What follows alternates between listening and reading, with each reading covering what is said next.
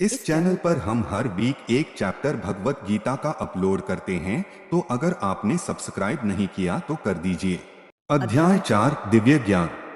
श्री भगवान बोले, मैंने इस अविनाशी योग को सूर्य से कहा था। सूर्य ने अपने पुत्र वैवस्वत मनु से कहा और मनु ने अपने पुत्र राजा इक्ष्वाकु से कहा, हे परंतप अर्जुन, इस प्रकार परंपरा से प्राप्त इस योग को राजर्षियों ने जाना, किंतु उसके बाद वह योग बहुत काल से इस पृथ्वी लोक में लुप्त प्राय हो गया।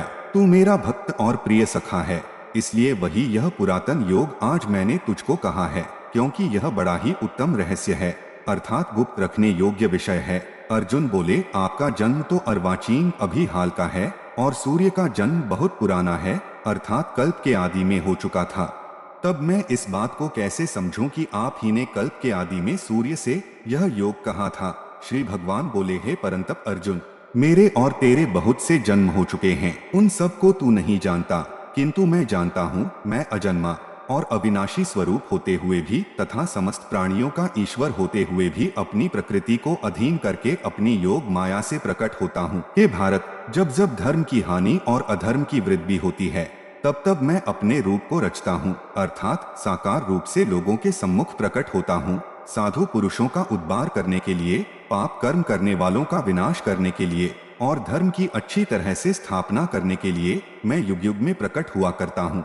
हे अर्जुन, मेरे जन्म और कर्म दिव्य अर्थात निर्मल और अलौकिक हैं। इस प्रकार जो मनुष्य तत्व से जान लेता है, वह शरीर को त्याग कर फिर जन्म को प्राप्त नहीं होता, किंतु मुझे ही प्राप्त होता है। पहले भी जिनके राग, भय और क्रोध सर्वथा नष्ट हो गए थे और जो मुझ में अनन्य प्रेम पूर्वक स्थिर रहते थे, ऐसे मेरे आश्रित रहने वाले बहुत से भक्त उपर्युक्त ज्ञान रूप ताप से पवित्र होकर मेरे स्वरूप को प्राप्त हो चुके हैं। हे अर्जुन, जो भक्त मुझे जिस प्रकार भजते हैं, मैं भी उनको उसी प्रकार भजता हूँ, क्योंकि सभी मनुष्य सब प्रकार से मेरे ही मार्ग का अनुसरण करते हैं।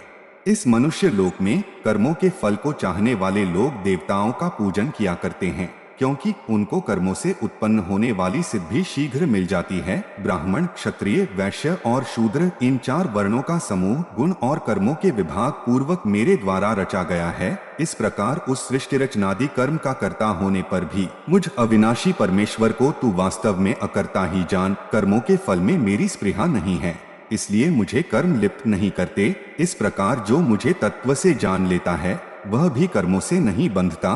पूर्व काल में मुमुक्षुओं ने भी इस प्रकार जानकर ही कर्म किए हैं, इसलिए तू भी पूर्वजों द्वारा सदा से किए जाने वाले कर्मों को ही कर।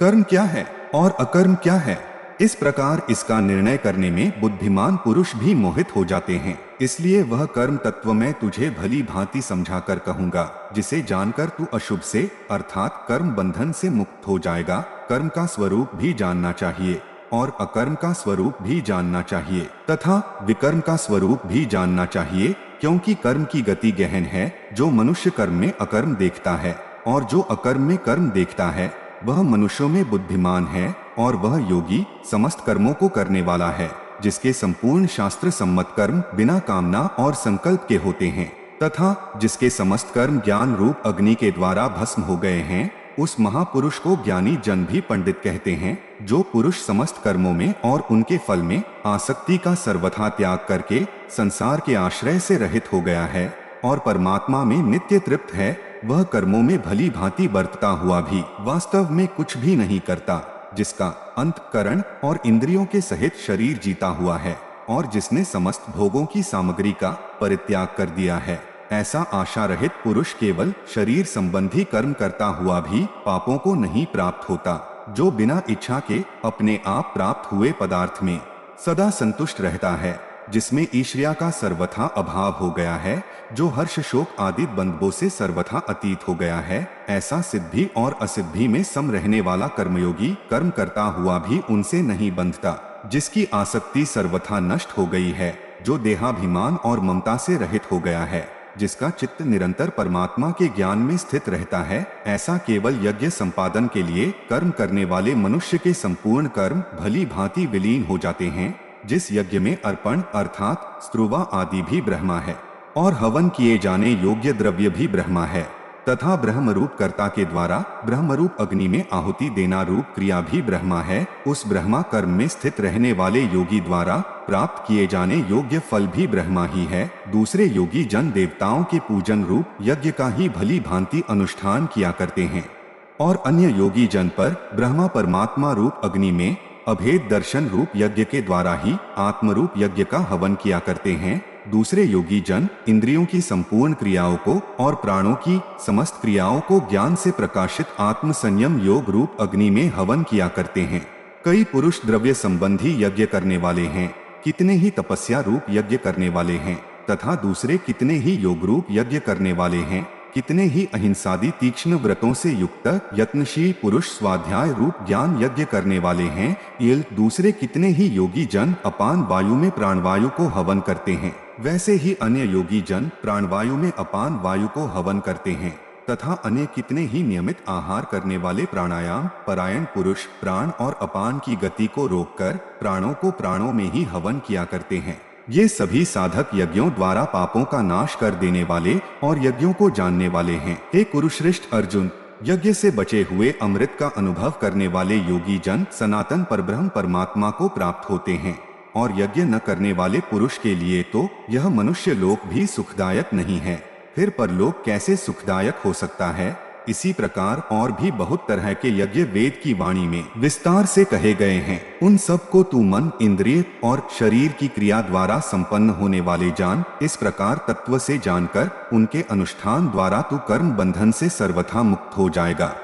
हे परंतप अर्जुन, द्रव्यमय यज्ञ की अपेक्षा ज्ञान यज्ञ अत्यंत श्रेष्ठ है तथा यावन मात्र संपूर्ण कर्म ज्ञान में समाप्त हो जाते हैं, उस ज्ञान को तू तत्वदर्शी ज्ञानियों के पास जाकर समझ। उनको भली भांति दंडवत प्रणाम करने से, उनकी सेवा करने से और कपट छोड़कर सरलता पूर्वक प्रश्न करने से वे परमात्मा तत्व को भली भांति जानने वाले ज्ञानी महात्मा तुझे उस तत्व ज्ञान का उपदेश करेंगे, जिसको जानकर फिर तू इस प्रकार मोह को नहीं प्राप्त होगा।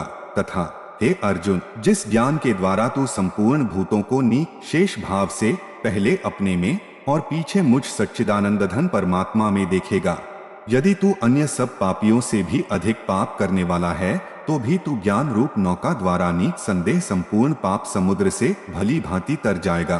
क्योंकि हे अर्जुन, जैसे प्रज्वलित अग्नि ईंधनों को भस्ममय कर देता है, वैसे ही ज्ञान रूप अग्नि संपूर्ण कर्मों को भस्ममय कर देता है। इस संसार में ज्ञान के समान पवित्र करने वाला नीच संदेह कुछ भी नहीं है। उस ज्ञान को कितने ही काल से कर्मयोग के द्वारा शुद्धांत करण हुआ मनुष्य अपने आप ही आत्मा में पा लेता है। जितेंद्रिय साधन परायण और श्रद्धावान मनुष्य ज्ञान को प्राप्त होता है तथा ज्ञान को प्राप्त होकर वह बिना विलंब के तत्काल ही भगवत प्राप्ति रूप परम शांति को प्राप्त हो जाता है।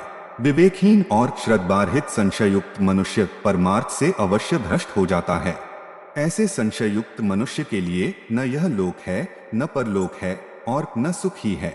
हे धनंजय, जिसने कर्मयोगी की विधि से समस्त कर्मों को परमात्मा में अर्पण कर दिया है और जिसने विवेक द्वारा समस्त संशयों का नाश कर दिया है, ऐसे वश में किए हुए अंतःकरण वाले पुरुष को कर्म नहीं बांधते। इसलिए हे भरतवंशी अर्जुन, तू हृदय में स्थित इस अज्ञान जनित अपने संशय का विवेक ज्ञान रूप तलवार द्वारा छेदन करके समत्व रूप कर्मयोग में स्थित हो जा।